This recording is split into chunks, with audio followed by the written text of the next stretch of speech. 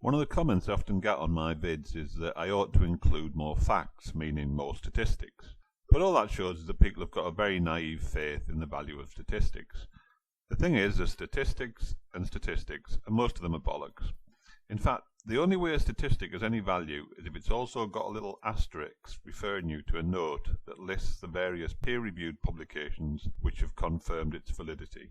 And I don't know about you, but that kind of academic rigour is not what I'm looking for when I turn on YouTube.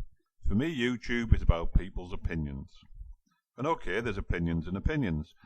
But what I'm looking for, and what I try to provide, are convincing opinions which are argued in a logical and coherent way. And as part of that, I do occasionally throw in a few generalisations.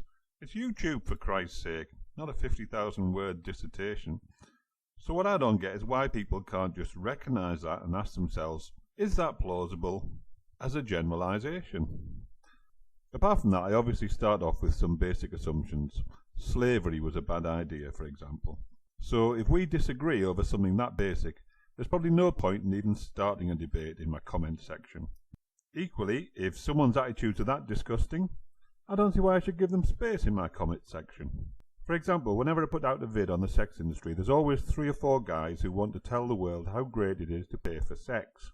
Basically, they're gloating over their ability to use another person as an object, so guess what? Deleted and blocked. Which is nothing to do with freedom of speech or censorship, by the way. Except it is for them, because they've swallowed a simplistic definition of freedom where it's all about being able to say whatever you want.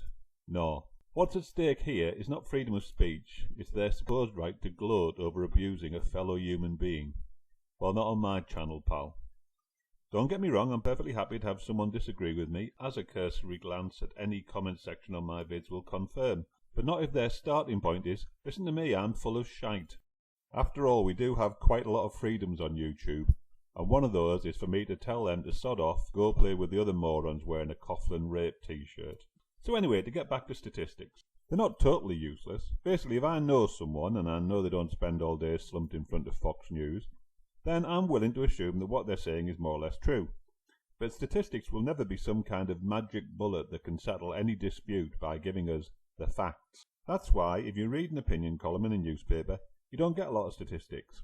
What you do get, hopefully, is a coherent and well-argued opinion, some of which is based on generalisations.